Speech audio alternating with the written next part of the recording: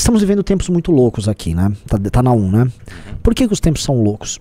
Veja, o foco do problema e o nosso adversário central é o Flávio Dino. E para a própria direita bolsonarista era o Flávio Dino até alguns meses atrás. O Flávio Dino tá no pior momento possível dele. E quem fica enfrentando o Flávio Dino é o MBL. Eu não tô querendo assim, o MBL é o melhor, os únicos bons somos nós e tal. Mas parece que assim, o campo político da oposição é um campo muito confuso. Porque as pessoas não conseguem unificar as brigas. Na verdade, há 3 coisas que estão na mesa agora, para vocês entenderem esse xadrez. A primeira coisa é um certo enfraquecimento do Alexandre de Moraes, que já vinha acontecendo por diversas outras razões, incluindo inclusive certos ciúmes de outros ministros, certa recomposição de forças dentro do STF, preocupações com novas nomeações que significam outras recomposições de força, ou seja, a dinâmica interna está alterando rápido por conta de novas nomeações de ministros do STF. Há também a questão do PGR lá. Isso é uma coisa. Então o Xandão já não estava exatamente no auge da força dele. Tá? O Xandão de hoje não é o Xandão de janeiro e fevereiro, tá? Isso é a primeira coisa. Segunda coisa, precisa ser elencada.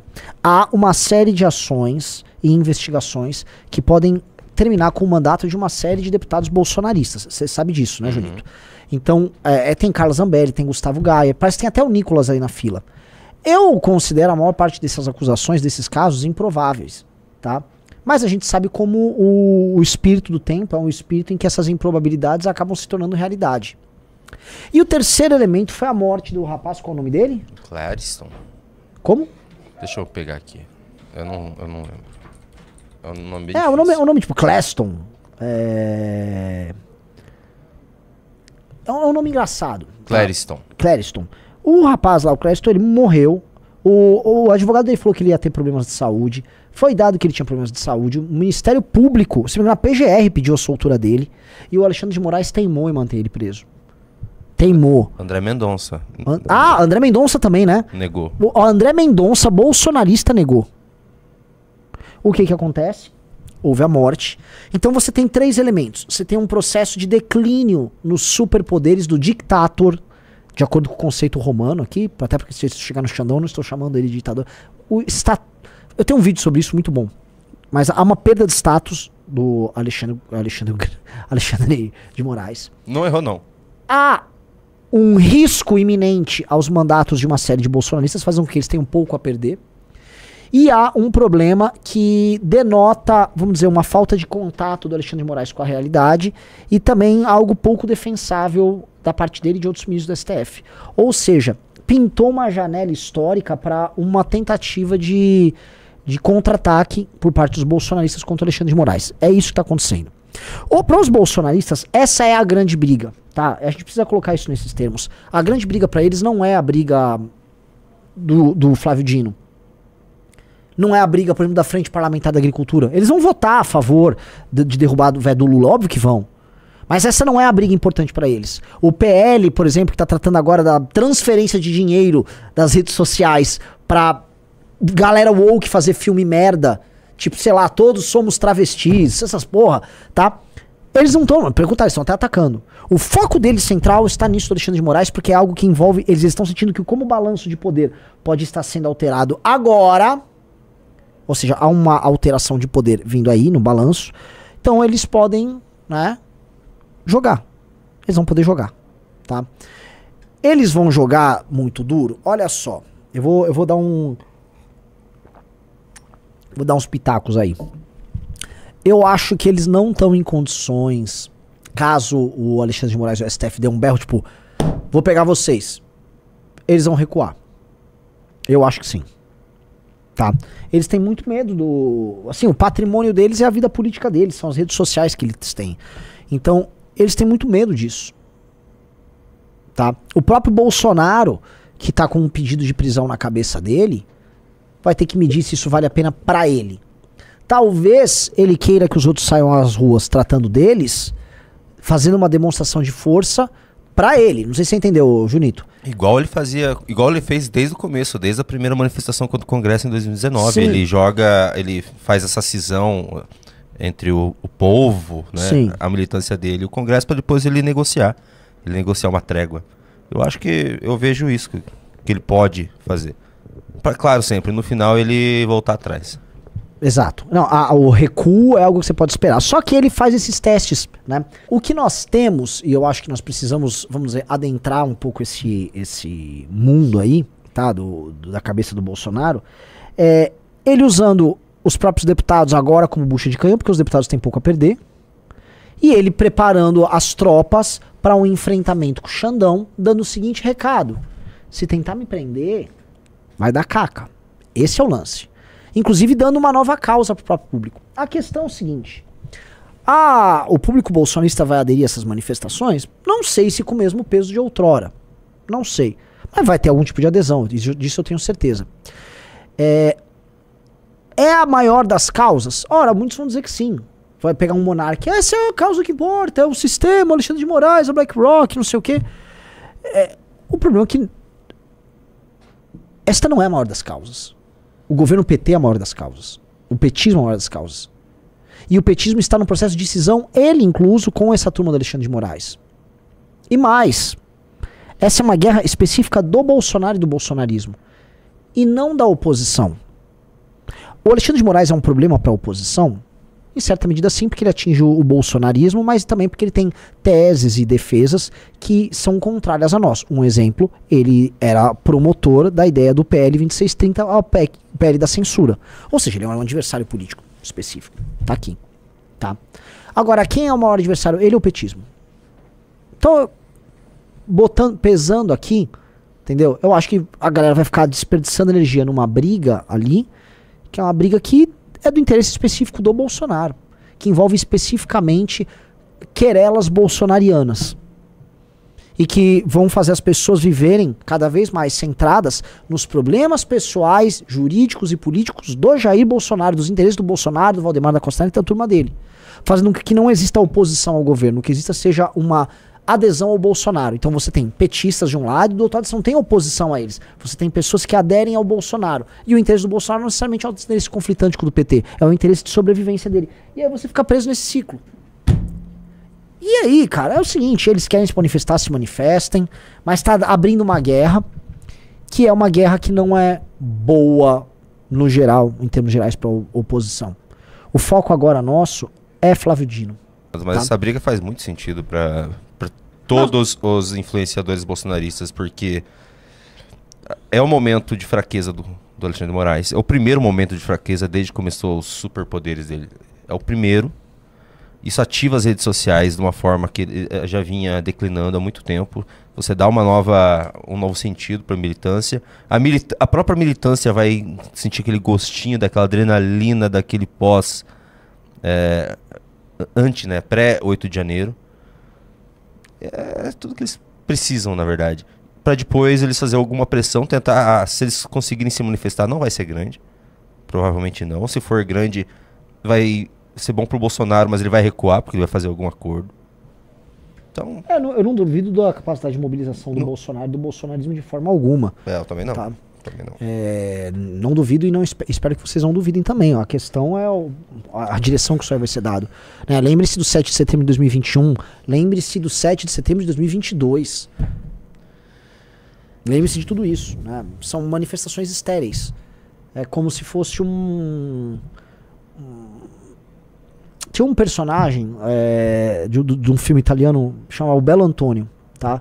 O Belo Antônio era um cara muito bonito, muito sedutor, as mulheres achavam ele lindo, só que ele era broxa, entendeu? É mais ou menos isso das manifestações, são grandes, da gente e tal, mas ela é broxada, ela não se realiza, sabe?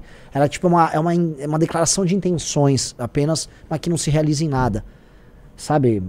O Impera mandou uma boa aqui. O Impera falou o seguinte: supondo que esse movimento dê certo e a cabeça de glande caia, o Lula vai indicar o novo ministro. É isso, pô. Você vai dar mais uma indicação de ministro pro Lula. E outra, o Alexandre de Moraes não é petista, cara. Exato. E ainda mais, assim, a gente tá acompanhando e a gente tá trazendo pra vocês há vários dias a quebra da aliança que havia deles ali com o STF. Lembramos que quando houve impeachment da Dilma, né?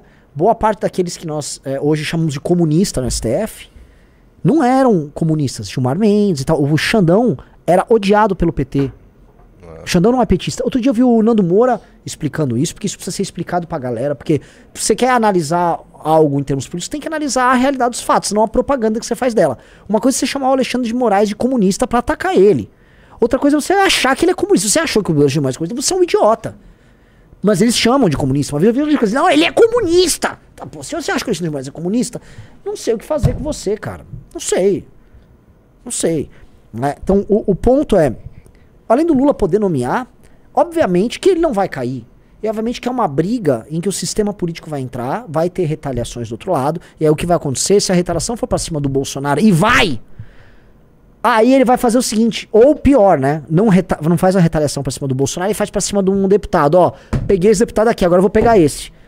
Aí o Bolsonaro, obrigado por ter lutado aí. Aí ele vai fazer igual ele sempre faz. Gustavo Gayer, guerreiro aí. Agora você não aparece aqui na foto comigo que você vai me comprometer. Você sabe disso, né? Vocês também erram também, né? Não faz negócio direito, acaba me atrapalhando. Clássico. Clássico. Né? Se as paredes da cela de onde está Roberto Jefferson falasse, né, o que elas diriam sobre Jair Bolsonaro? Será que é o mesmo que Sarah Winter disse? Né? Quantos aí estão presos e se tocaram, que foram idiotas úteis numa causa alheia de interesses, assim, íntimos e particulares? E mais uma vez a gente vai ver os esforços do Bolsonaro, do bolsonarismo em geral, sendo canalizados para algo que não faz diferença nenhuma na luta política. Por exemplo, o MBL vai estar lutando contra uma PL, contra o Flávio Dino, contra um PL, né? Antes que a equipe do Kim venha me corrigir. Contra um PL, a gente tá fazendo um partido, tá lutando contra o governo e os esforços do Bolsonaro estão indo para xingar o Xandão para depois do Bolsonaro recuar. Mas eles vão ter like, né, Renan Santos? Vão, pra caramba, pra caramba. O ponto, assim, corta pra 2, tá? Eu sou honesto com vocês e eu tento ser honesto o tempo todo. Eu converso com o Kim, a gente tem o MBL é como se fosse um conselho aberto em que vocês veem as decisões estratégicas que a gente toma. Provavelmente vai ficar só nisso. Mas quais são as pautas pra gente terminar o ano? Enfrentamento ao Flávio Dino.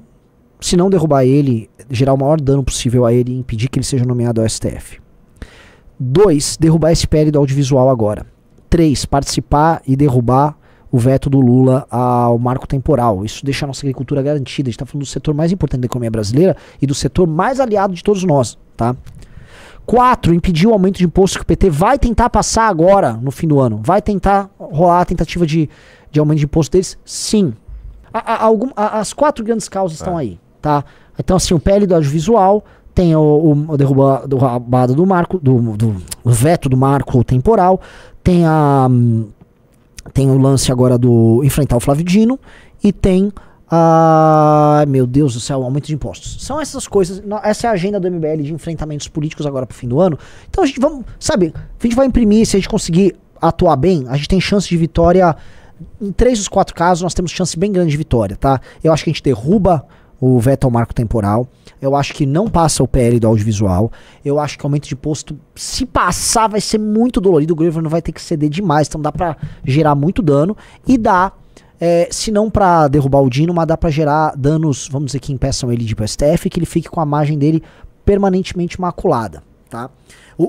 Se a gente tivesse, portanto, se essas 4 coisas andarem, as fraturas do governo com a imprensa, com a própria militância, com o eleitorado, danos econômicos que eles vão ter nesse ponto, vitórias setoriais que aumentam o poder do lado de cá, tudo isso muda muito a balança da oposição com relação à situação e aumenta também o poder de barganha de gente como Arthur Lira que quer ficar acossando o governo, tá? Ou seja, a gente vai gerar danos reais ao governo. Então a agenda do MBL é essa, eu acho que a gente tem que focar isso. A nossa agenda oposicionista é essa, ela é clara, e se pintar alguma emergência no meio, a gente entra nessa emergência no meio. Eu não acho que o nosso foco tem que ser outro. Tá? Entendo, assim, pra eles, pros bolsonaristas, esse é o foco de vida ou morte pra eles. E eu nem vou ficar aqui criticando os caras, porque honestamente, essa é a guerra dos caras. Mas existe um ponto aí, complicado. Manda. Digamos que isso vá pra frente. A militância começa a engajar, a militância do bolsonarismo, nesse caso. E eles começam a fazer cagada e ir pra frente de quartel de novo. Que há risco. Aí você fortalece Xandão, você fortalece Flávio Dino, você fortalece o governo Lula. E eles passam o que eles querem, né? Junito, o que você pode conseguir com isso de externalidade estúpida é...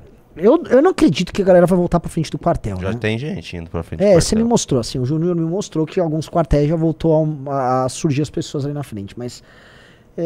sei lá, eu tendo a não colocar isso na equação. Espero que realmente não entre na equação. Aqui dessa galera você espera qualquer coisa, né? Mas imagino que não vai ter gente na frente do quartel.